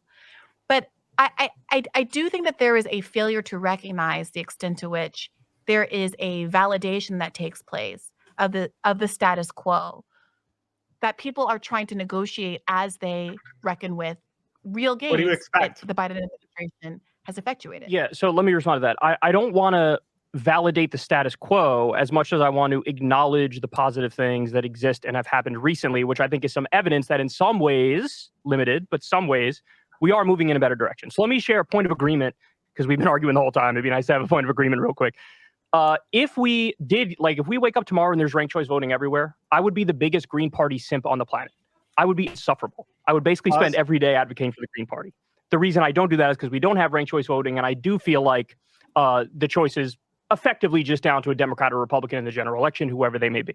Now, having said that, I don't want to validate the status quo. I just want to let everybody know in some ways we are moving in a good direction. You brought up the state parties there. There are 6 states now that did free school meals for kids. And in some of those states that's even breakfast and lunch. And people are not going to be surprised to hear this. Those are Democratic states. And you have the Republican Study Committee, which is basically 3/4 of the House GOP. They're pushing to ban any and all states from doing free school meals for kids. They released this in their priority. So when I look at that, I feel like I try to hold the two thoughts in my mind at the same time. I want Cornel West to be president, but I also know that given how structurally deficient and biased the system is right now, that's not going to happen. So given that, yes, I would prefer. Let me ask you this, because I feel like there's a better way to put it. Forget about voting. Voting's irrelevant, right? Let's just say it's election night 2024. It is all of our worst nightmare, Biden versus Trump. Not voting, but that night when you know it's going to be Biden or Trump winning, are you sitting there like, yeah, of course I would prefer Biden win over Trump? Honestly, it's like 50-50. I don't care. Okay. All right. That's an answer. It's not my party. That's an answer. That's an answer. Radical, and people are going to be very upset with me. I don't care. I don't think care. That's there will be people who agree with you. I don't think you. I know. Yeah. They're my experience. And I have come to this position after talking with, I gotta say, I loved Colin. I'm sad that they're shutting it down. But part of the reason I loved it is because I would talk to people who were calling me. I would hear their doors dinging in the background because they were doing food delivery, or their EMTs, or they're like, and this gets characterized as a privileged position that you don't care who wins, Trump or Biden. My experience is the people who have been taking this position, this is just anecdotal, tend to be people at the lower end of the economic spectrum who do feel like their lives aren't meaningfully different under Trump versus a Biden, and who would rather rock the boat and throw a monkey wrench in the machinery if there's even a fracture of a sliver of a chance that it has some outcome other than what we're experiencing for their entire lives. Fair enough. You gave a direct answer, so I respect it. The other thing I would say, though, because you said you're basically an accelerationist, like you think things need to get better in order for them to get worse. I feel, worse in order given for my them to get own better. class privilege, I am reluctant to personally put those wheels into motion, but I very much respect particularly people who, like I just was talking about, who do feel that way. I think that's a legitimate perspective. I feel like it's not my place to say, let's make the world burn, because I'm going to be okay in either way. But I am open to that perspective. Colors your view and how you approach these things and why you wouldn't really care whether it's Biden or Trump. Yeah. I mean, I remember the night of 2016. I wasn't, I don't know, how did you guys feel? I wasn't personally devastated. So I felt that's a great question. Hang on. First of all, even let's just say if the election is somehow Trump from 2016 and Trump from this election, right? Even Trump from the 2020 election where he lost. What guy are you going to vote for out of those three Trumps? The 2016 one, right? Yeah, definitely. The thing is that it's a silly way to phrase it, because we had, and even Biden is this kind of the same way, but it was different. Trump was such an outsider. We knew Hillary's track record. Yes. Right. And she had became untrustworthy. Trump never held public office. So he had the advantage in that regard, where people were sick of the mainstream politicians. He got the accelerationists out to vote for him. It was a big difference. Big difference. Now this time around, it's going to be very different. Like I said, I don't even entertain the idea that he's going to get an election. But if he does, I'm kind of worried about it. Like that, like it would basically just be like how Israel is right now, you know? Yeah. Like it's not going to be good. Certainly won't be. So it won't be the first 4 years either. It'll be very different. Exactly. And that's my point. Is it's not even 2020 Trump would be better than this Trump. Yeah. Because he doesn't have that loss on him. Yeah. In the showing that he is totally okay with overthrowing the democracy. For sure. That was going to happen the whole time. So I agree with you completely about 2016, right? And I voted for Jill Stein in 2016. 2020, I didn't vote for Biden. I didn't vote for anybody. It was sort of like, no, seriously, I think they're roughly equal. I think Biden's around the edges better, but I thought he was going to be as conservative a president as he was a senator. So I was like, okay, whatever. But on the night of 2020, I was actually like, oh, for the love of God, I hope Trump loses. And, it's because I see everything he did. I mean, look, I can run through all the bad things Biden did. That's my standard rant that I've been doing for a long time now. But when you look at Trump, I mean, I don't want to sidetrack the conversation here, but like the 91 felonies that he's charged with for defrauding the United States with fake electors and effectively trying to steal the election. Like, to me, I kind of agree with the people who are like, on that alone, I mean, this is fucking crazy. We've never been here before. We're talking about the peaceful transfer of power. Genuinely stealing the election is peanuts to suspension of the Constitution. Yeah. Total suspension of the Constitution is a big fucking deal. The United States has stolen plenty of elections. I'm not sure so much about elections back here. Like Richard Nixon tried to steal an election, right? And he withdrew because he got caught trying to do so to prevent charges. Yeah. He didn't say, fuck the Constitution. Big deal. No, he just tried to rig it. We have to escalate our rhetoric on this, especially because the Republicans are so Constitution obsessed. Drive home that Trump wanted to suspend the Constitution, because they even say they try to say like Lincoln is one of the worst presidents because he didn't respect the Constitution. You know those people. Yes. Yeah. And then they also use the native executions as a token. They tokenize those people's deaths. Yes. for their racist agenda. Yes, I think I've seen that a couple times. I don't think I've seen it very often. It's not often, no. Yeah. It's libertarians, though, that do it when it happens. Of course it is. Why wouldn't it be? Yeah. Now, in a way that never was before. Let me say, in terms of my view on Trump, the reason why I'm not even a little bit sympathetic towards the accelerationist view is, first of all, I just think, like, things get worse sometimes in this country, at least. And I think there's a real possibility that, we go rather than a leftist utopia, we go in the direction of like a fascist police state. I think that's a real possibility on the table.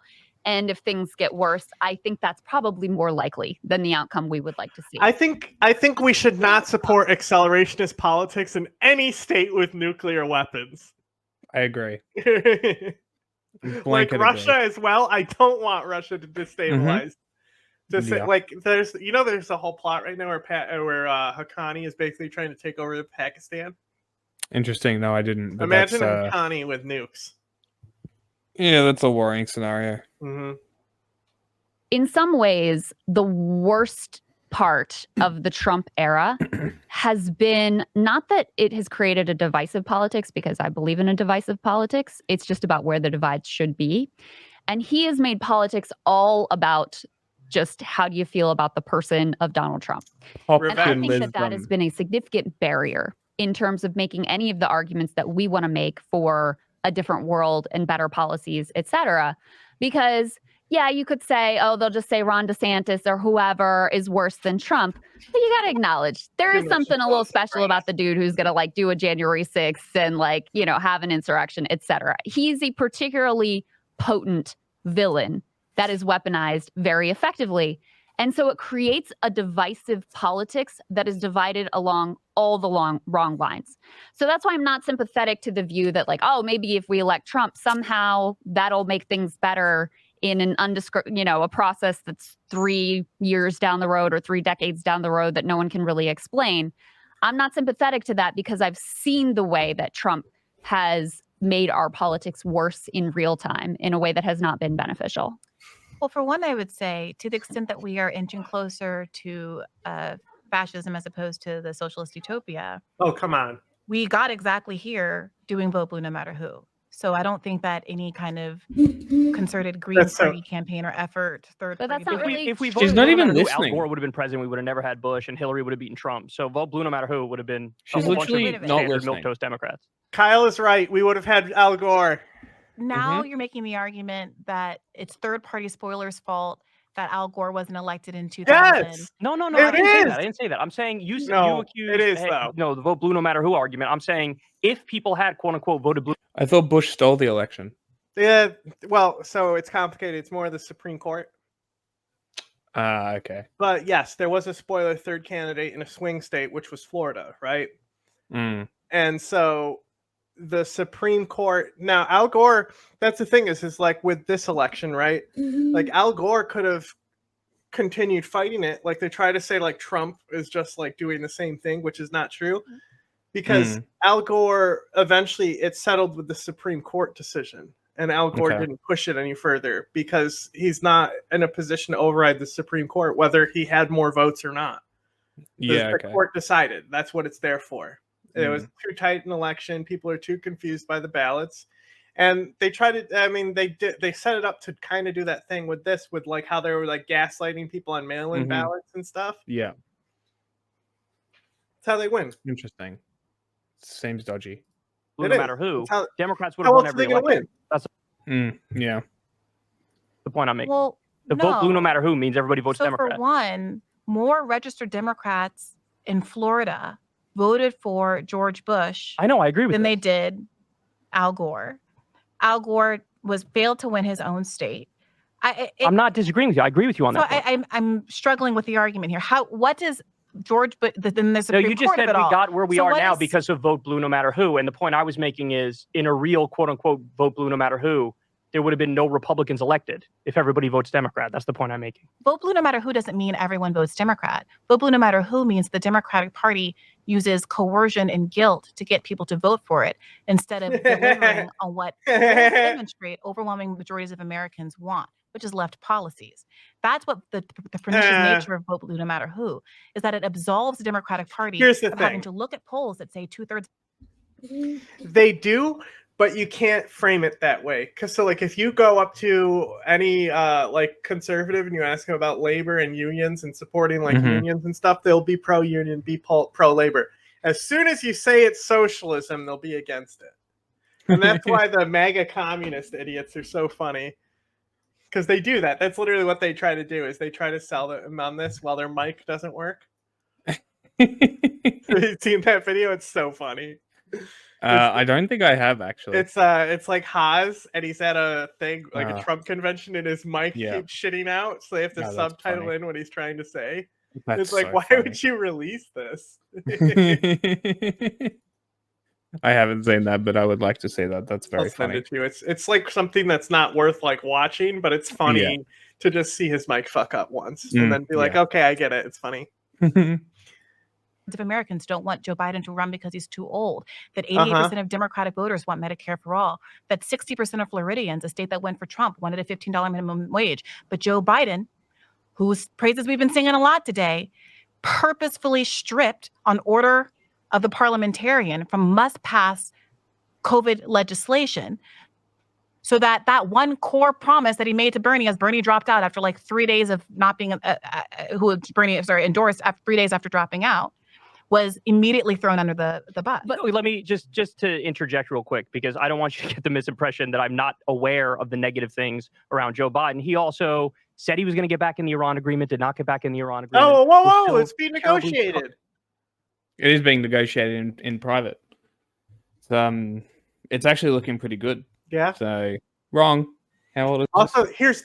We're almost 12 hours ago. Ooh. We're almost done.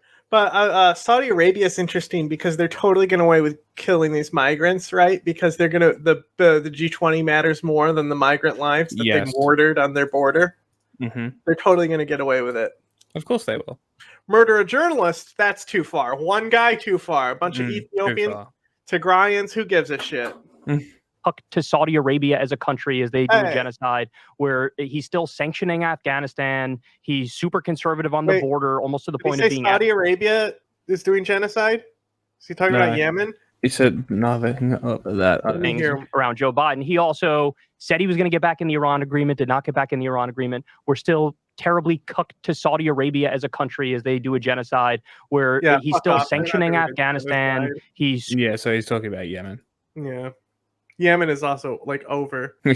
Super conservative on the border, almost to the point of being as extreme as Trump. He did the Willow Project. He didn't give us a public option. He didn't give us $15 minimum wage. He didn't get the original Build Back Better through. He just withdrew the Willow Project, though. This must have been recorded before it happened, because that happened like 2 days ago. Yeah. I'll give him the benefit of the doubt. I'll give him the benefit of the doubt. Screwed the rail workers union, which is something you very potently covered. So I'm not here to pretend like Joe Biden only did good things. I'm trying to do train accident, right? What the workers, the rail workers were asking would have prevented that train accident. It would have happened anyway, even whether he gave it to him or not, because it was too little, too late. But still, to the best of my ability, explain what I think are the facts on both sides of the equation. Here are the good things he did. Here are the bad things he did, and then people could just make up their own mind as to how they want to proceed in a showdown between Trump or Biden, who they would prefer. I agree. What he's saying. Yes, because this is the key principle of journalism: is to give it's the public's right to know all the facts so they can make informed decisions. That is the key of journalism. Do you think that Biden is better than Obama? Yes. I'm open to that argument. Again, my fundamental, what purpose does that serve for me? I think it's everything, in my opinion. Yeah, I mean, for me, that's the like, is the person going to do good things that move us in a better direction? Especially, I brought up labor unions a million times, but for me, that's really central, or are they not? And I guess my question for you is, because you were sort of like, all right, let's acknowledge, sure, let's say Biden's 10 times better than Trump. Like, how much better would he have to be before you're like, okay, it's not just lesser evil. It's not just vote blue no matter who. It's actually worth voting for this person. He would have had to have done everything that he could have done. Even Bernie wouldn't have done everything he could have done, in my opinion. Even in comparison, that wasn't the question. I just think. Wait a minute. I'm not saying she's really good at dodging a shot at you. I'm just saying I don't think politics. Even somebody like Bernie, who's principled, I don't think he even delivers on everything. He has to fulfill miracles. I'm not saying he has to accomplish everything that he says he wants to do. I'm saying he has to have done everything he could have done. You can do a lot as president. You can do a lot. So this is the issue with Biden. Not that he didn't wave a wand and create Medicare for all, because we can all acknowledge that even if it were Bernie Sanders, that would have been an uphill battle. But what I choose to focus on my show, and what I really appreciate about reporting by people like David Sirota and The Lever, is that he exposes the gap between what these people have done and what was literally possible, either because of the nature of executive orders, whether it's walking us through the parliamentarian brouhaha on the $15 minimum wage, because so much of neoliberal democratic politics is obscuring that they really could have done things to make lives better for all of us behind the veneer of insidery Hill jargon, or the idea that the Republicans are the big baddies that couldn't allow us anything to pass. I mean, they are. And I believe that my job is to cut through those narratives, to expose to the public that the Democratic Party is making choices. They're not just... He could have done... The Democratic Party is like not a conglomerate, you know? No, like, it's multiple different caucuses altogether, headed by someone, basically. All right, first of all, these people, there's a few genuine people I see bringing up, but more people need to talk about Katie Porter's campaign. If they are truly genuine about left-wing politics, they need to talk about Katie Porter getting in the Senate, and they should be platforming that. If they really care, they don't want to be like, oh, sucking Joe Biden's dick, and they want to be this like opposition thing. Where's your support for Katie? Into the Senate, yeah. It would do a lot coming from someone like her, wouldn't it? It would. It really would. Especially for a smaller race like a Senate race. And then we start infecting the Senate with the Progressive Caucus. I mean, they already control a quarter of the House. Like, this election is the time to get progressives into Senate. Yeah, it's the time to do it. Yeah, but because they can use their more they can use their more moderate shit to push the policies that they really want. Here's another thing. You want to know why they aren't talking about it? Because then they don't have jobs. Right? Because they have to, they can't get all this stuff in the progressive utopia, because then they won't have anything to advocate for. And they'll have to do a why I left the left thing.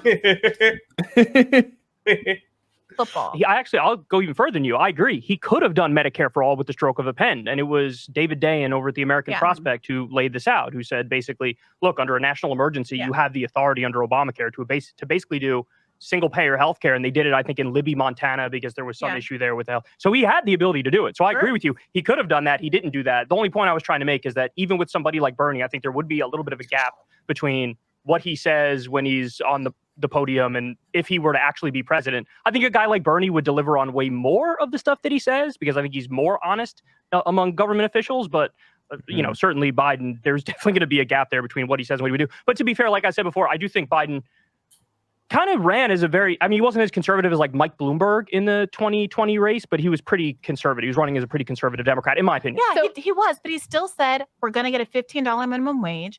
We're going to cancel. I'm not arguing with you. I don't know why I'm not arguing with you, Bree. Kyle, if you say that he ran as a conservative, what it sounds like you're doing, and correct me if I'm wrong, is a furtherance of you saying the bar was on the ground. He fulfilled my expectations. To me, it was, yeah. But what I'm telling he surpassed my expectations. But he fulfilled, surpassed, whatever. He was running against a fascist. Of course he ran more to the right. That's lower than Biden constructed for himself. No, but I don't agree with that. I was going based off of his commentary at the time. He literally said and ran on nothing will fundamentally change. Nothing will fundamentally change. That's true. Come on. I understand what you're saying. There are some examples to the opposite. I agree with you. Did he not run on a $15 minimum wage? Yes or no? He definitely did. Did he run on canceling all student debt? Yes or no? We're not making that I'm not sure about. He literally did. I thought it was 10,000. But hold on. We're not even $10,000 for all people under 100. Yeah, I thought it was that. Arguing with you. I'm not trying to argue with you right now. Couldn't have done more, or that he fulfilled every promise or whatever. Okay, but what I want to get from you though is in terms of how you see your role as independent media. Yeah. And you said you see it as exposing the gap between like Democratic Party neoliberal rhetoric and what they actually deliver. What they could deliver. And I do plenty of that as well. And, we feature the Lever reporting a lot on Breaking Points, etc. But when does it become not just you're exposing the gap, but you're actually presenting a dishonest impression of the Biden administration? Their logo is awful. I was actually just looking at the logo as well and trying to figure out how to get it to say KKK. Like, what could we replace friends with? It Kyrstal, looks Kyle, awful. The Klan. Like maybe we get another host on there named Kylie. KKK and friends. They have a Kardashian on, and it's like, who's the friend of the Kardashian? It's Kyrstal, Kyle, and Kardashian. That's so funny. The positive things that do happen don't get any acknowledgement or coverage. Like ours is so much better. For one, I think that there is a multi-billion-dollar liberal media sphere whose job it is, and who your audience doesn't talk about trust. These things. Who your audience doesn't trust. That is. I have a bunch of poor people giving me $5 a month to give them something that they can't get with their cable subscription. I'm sorry, it is not my job. People are not paying me the bulk of their minimum wage salary to have them me tell them what a great job Biden did but somewhere. Listen, I'm not attacking. I just genuinely want to understand your view. So you also feel the media like doesn't talk about the good things I mentioned Biden do. Like nobody talks about those. You feel like nobody. Sixth time. Seventh time is representative of your view. The media doesn't talk about these failings of Democrats. And so they can get the good stuff about Democrats somewhere else. I'm going to just focus on the negative things, the places where they fall short. Yeah. I mean, is that so you would acknowledge that if people are just consuming, for example, your podcast, that they're not getting the complete picture of what's going on? I think that anybody consuming any one news source, particularly an independent journalist who puts out 1 hour episodes twice a week. Oh, but you do write many of plenty of content. Well, sure. I mean, they're certainly not getting full news if they're watching Rising, but the I'm responsible for in terms of picking topics. No, like the episode I'm going to record later today is about AI. It's a niche subject. It's not a news show, so I don't quite understand what the takeaway is from that. Of course, I'm offering what my goal is to fill in the holes in what I perceive to be in the media at large. So I understand that because that used to be much closer to my perspective. Mm-hmm. And I have shifted my thinking because I feel like when I only covered basically like Democratic Party sucks, this is their failures, et cetera, it began to create a misleading impression that the Republicans are better, that the Democrats never do anything good. And so it has caused me to reevaluate some of the coverage decisions. What it does is it causes the attitude that both parties are the same. That's what it causes. Not that the Republicans are better. They're going to be the say that there's no difference between the two parties. And we see it all the time. Like even people that we've had on our show will say this type of shit. I do that. What, the two parties are the same? But it's more of a don't vote for anybody. Nobody's going to do what you want. The only people that are going to make changes. I mean, I definitely think that people should vote against Donald Trump this election. It's not about electing Joe Biden. It's about not becoming Israel. Yeah. Or like, oh my God. Like, yeah, like the stakes are much higher this time. Yeah, and especially because America is a beacon of democracy. So much of the world would be damaged. Africa would suffer so much from that Trump presidency just because their democracy would fall apart. Made in the past. So this is not you can cover whatever the hell you want to cover, because I just wanted to understand the lens you were bringing to it, because I think that makes a difference in terms of like what stories you would include and the things that you would focus on. Well, I think that might be true if you aren't covering that Republicans are bad, which I do as well, when it's relevant, and especially when it's a coverage of why Republicans it's always are relevant. different than what the mainstream media is doing. So, for example, I just had an exchange on my last episode about this because my guests seem to be largely unaware of the legitimacy of the claims in the Georgia indictment against Trump. And there is a section of the left which takes the position that, well, Trump isn't the real problem and the media is unfair to Trump, and Trump derangement syndrome is what it is with Rachel Maddow and that. So I'm just not going to listen to any of those kind of arguments. I just don't care. Right. And I don't care about it as much as many, many other things. And I think it takes up too much energy. But I also need people to understand that it wasn't just a 1/6 thing. It was this conspiracy to overturn the election that people should take seriously. So and we cover those things as they come up. The trucker, whatever it is that comes up. We did a whole Tucker Carlson series last summer. Like, Obama's gay. Did you know that? I'm just kidding. What a way to close. Look, KKF. Look at it. It's so close. It's so close. Bro, he literally this is literally how Kyle ended. That's Do we have wild. anything to say? No, the entire end of the interview was pointless. Yeah. She just wanted to was continue really to be getting hopeful for Kyrstal for a minute. Like, well, I mean, Kyrstal was she just wanted to be confrontational, and that's all she wanted. She had no interest in listening to them. Well, there was no discussion there. That's why I was liking how Kyrstal, when they stopped, you tell they're trying to wrap up the show with, we're not trying to argue because they're trying to wrap up the show. But Kyrstal was just getting to the point where she was calling her out on being disingenuous and stuff. Yeah. Anyway, this is how Kyle closed the show. We're about to close it the same way. So long, Bowser.